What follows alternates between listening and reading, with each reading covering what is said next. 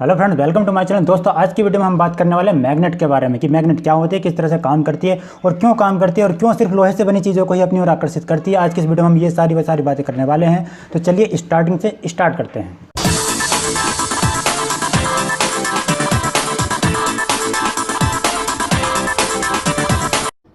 दोस्तों, सबसे पहले हम बात करते हैं मैग्नेट के बारे में कि आखिर मैग्नेट होता क्या। तो मैं आपको बता दूं, चुंबक एक प्रकार का धातु या पदार्थ होता है जो अपने अंदर मौजूद परमाणुओं की संरचना इस तरह से होती है, मतलब जिसके अंदर मौजूद परमाणु की संरचना कुछ इस तरह से होती है कि वह चुंबक के गुणों को प्रदर्शित करता है, मतलब अपनी ओर आकर्षित करने की उसके अंदर क्षमता होती है। किसको आकर्षित करने की?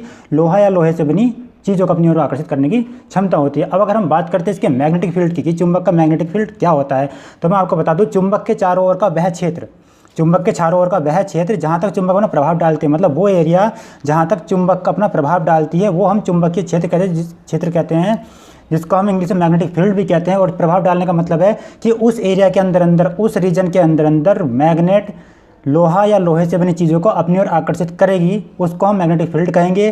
कि वो एरिया, वो रीजन, वो दूरी जहाँ तक चुंबक लोहा या लोहे से बनी चीज़ों को अपनी ओर आकर्षित करती है, वो मैग्नेटिक फील्ड कहलाता है। दोस्तों, अब अगर हम बात करते हैं कि टाइप्स ऑफ मैग्नेट, की मैग्नेट कितने टाइप की होती है, तो मैं आपको बता दूं, मैग्नेट दो टाइप की होती है, जिसमें एक होती है नेचुरल मैग्नेट और दूसरी होती है आर्टिफिशियल मैग्नेट। अब नेचुरल मैग्नेट कौन सी होती है? जैसे नाम से पता चला, प्राकृतिक मैग्नेट। प्राकृतिक मैग्नेट का मतलब जैसे हमारा लोहा या फिर और भी धातुआं हमारी जो ज़मीन से खुदाई के दौरान निकलती हैं, निकाली जाती है, ऐसी मैग्नेट भी निकलती है, वो हमारी नेचुरल मैग्नेट होती है जो पहले से बनी हुई है, उसमें हम कुछ नहीं करते। और दूसरी तरफ आती है हमारी आर्टिफिशियल मैग्नेट। ये वो मैग्नेट होती है जिनको हम बनाते हैं। अब हम कैसे बनाते हैं? ये दो तरह से हम बनाते हैं। एक होती है स्थायी मैग्नेट और दूसरी होती है अस्थायी, मतलब स्थायी चुंबक और दूसरी होती है अस्थायी चुंबक। अब स्थायी चुंबक क्या होती है?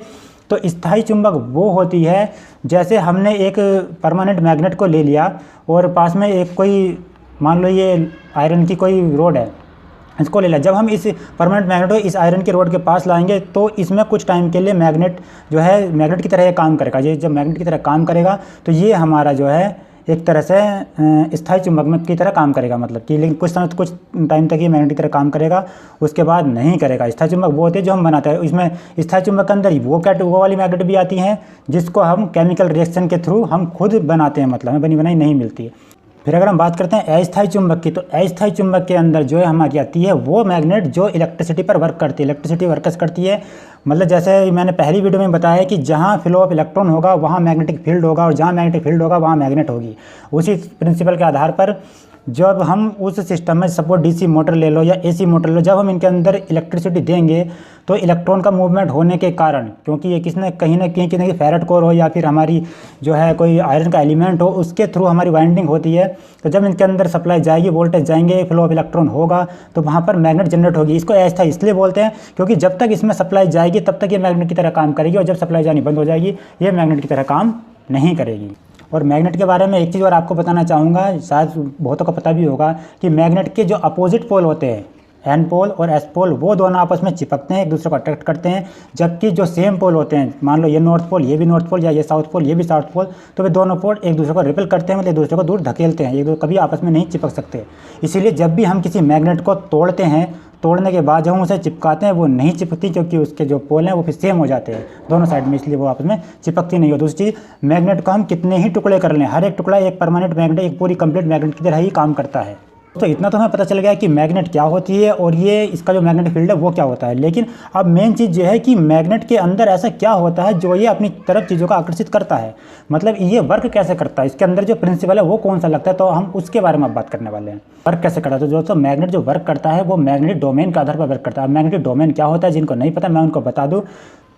तो दोस्तों, हमें पता है कि न्यूक्लियस के अंदर न्यूट्रॉन, प्रोटॉन और इलेक्ट्रॉन, ये तीन चीज़ें होती है। न्यूट्रॉन और प्रोटॉन दोनों आपस में रहते हैं एक जगह पर, जबकि इलेक्ट्रॉन जो है, इनकी जो बाहरी कक्षा होती है उसमें मूवमेंट करता है। अब इलेक्ट्रॉन मूव कर रहा है, इसका मतलब इलेक्ट्रॉन का फ्लो हो रहा है। अब इलेक्ट्रॉन का फ्लो हो रहा है तो वहाँ इलेक्ट्रिसिटी जनरेट है। मैं आपको एक एग्जाम्पल के लिए लेना चाहता हूँ।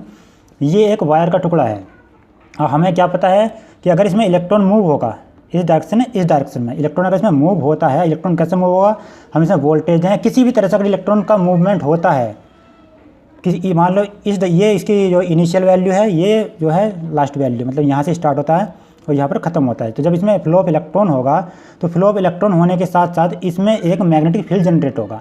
मैग्नेटिक फील्ड जनरेट होगा इस डायरेक्शन में, इलेक्ट्रॉन यहाँ से यहाँ जा रहा है या यहाँ से यहाँ जा रहा है, मैग्नेटिक फील्ड इस डायरेक्शन में जनरेट होगा। और जो करंट है, करंट की दिशा हमेशा अपोजिट होती है हमारे इलेक्ट्रॉन के फ्लो के डायरेक्शन में। मतलब अगर इलेक्ट्रॉन इस डायरेक्शन में मूव कर रहा है तो करंट हमारा इस डायरेक्शन में मूव करेगा और मैग्नेटिक फील्ड ऐसे ही बनेगा।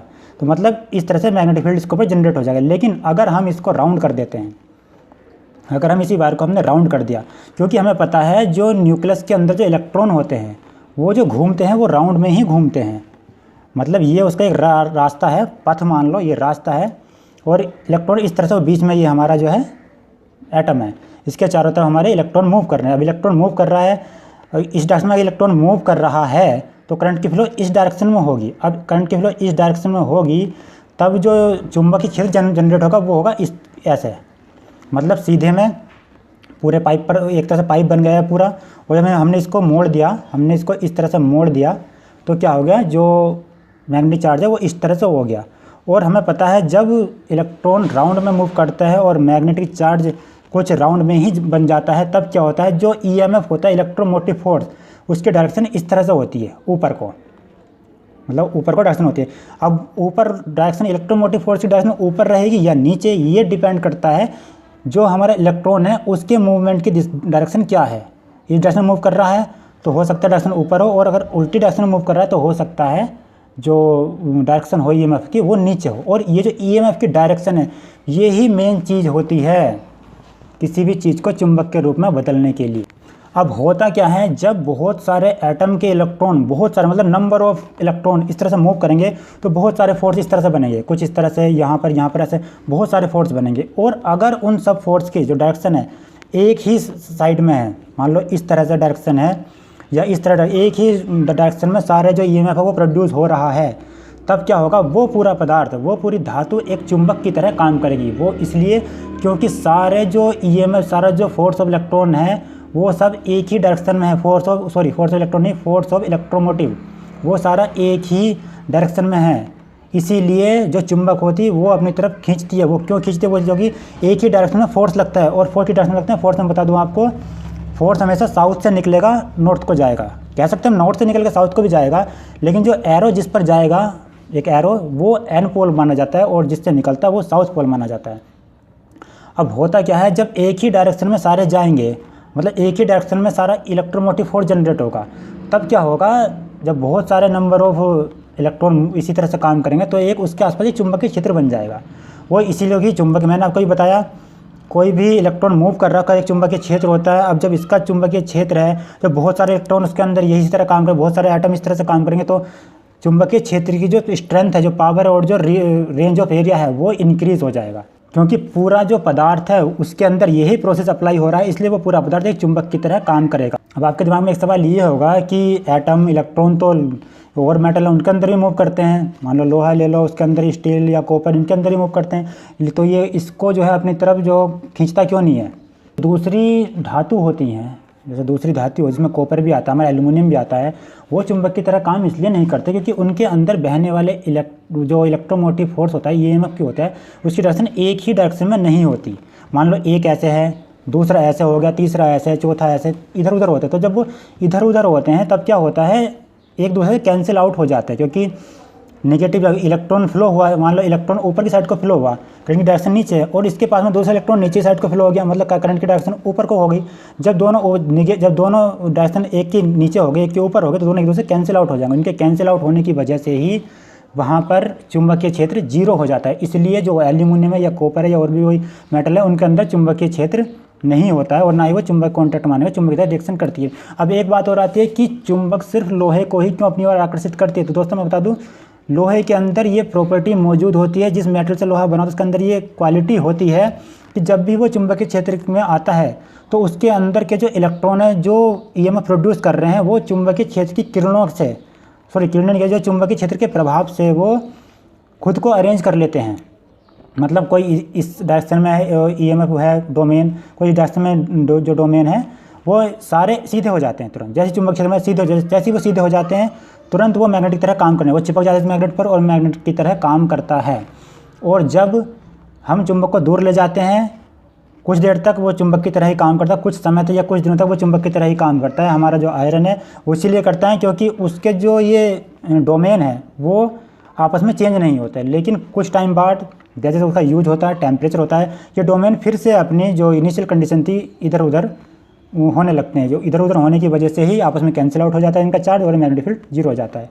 सिर्फ यही कारण है कि मैग्नेट सिर्फ लोहे को ही अपनी ओर आकर्षित करती है, किसी और धातु को नहीं करती। और दूसरी चीज़, अब एक सवाल और होता है कि मैग्नेट के ऊपर टेम्परेचर का क्या प्रभाव पड़ता है। मतलब टेम्परेचर का बहुत ज़्यादा प्रभाव पड़ता है किसी मैग्नेट के ऊपर, चाहे वो आपके स्थायी मैग्नेट या अस्थायी नेचुरल हो या अर्थ कोई सी मैग्नेट हो। अगर उसे टेम्परेचर ज़्यादा दिया जाएगा तब क्या होगा, जो इसके अंदर बहने वाले इलेक्ट्रॉन है वो हीट की वजह से अपना मूवमेंट की डायरेक्शन वो चेंज कर लेंगे। मतलब एटम है, एक स्थिर एटम है, वो मूवमेंट हो जाएगा उसमें, और मूवमेंट होने की वजह से ही जो इनके अंदर जो स्ट्रेट लाइनें बनी हुई है डोमेन की, वो कहीं ना कहीं तिरछी हो जाएंगी। तिरछी का मतलब है, मान लो एक एटम तो सीधा है, दूसरे पर टेम्परेचर ज़्यादा लगा तो उसने डायरेक्शन अपनी चेंज कर दी, तो इस तरह से वो चेंज हो जाएगी। और चेंज होने के कारण फिर वो जो मेटल है, वो जो पदार्थ है, जो हमारे जो अभी थोड़ी देर पहले चुंबक था और हमने उसे हीट कर दिया, क्योंकि डोमेन चेंज हो गया, वो चेंज होने की वजह से वो पदार्थ फिर एक नॉर्मल धातु की तरह काम करेगा, एक पत्थर की तरह काम करेगा, उसके अंदर कोई क्वालिटी। तो एक सवाल और कई बार पूछा जाता है कि जब हम जो हमारी कंपास होती है उसको हम ले जाते हैं कहीं से भी एरिया में, तो वे चुंबक की तरह काम करती है। मतलब अभी मेरे पास होती, मैं भी दिखाता आपको, तो उसकी एक जो है सुई वो नॉर्थ में स्थित होती है और दूसरी साउथ में। वो कैसे होती है कि मतलब कुछ कहते हैं कि बहुत बड़ी मैग्नेट है अर्थ पर, ऐसा कुछ नहीं है। वो क्यों होती है मैं वो आपको बताने वाला हूँ। दरअसल में ऐसा है दोस्तों, हमारी जो पृथ्वी है इस पर बहुत सारे खनिज लवण मौजूद हैं, जिसमें पानी भी आता है, और पानी में बहुत सारे केमिकल मौजूद होते हैं। मतलब ऐसे केमिकल भी, और पूरे हमारे अर्थ पर हर तरह के आयन मौजूद हैं।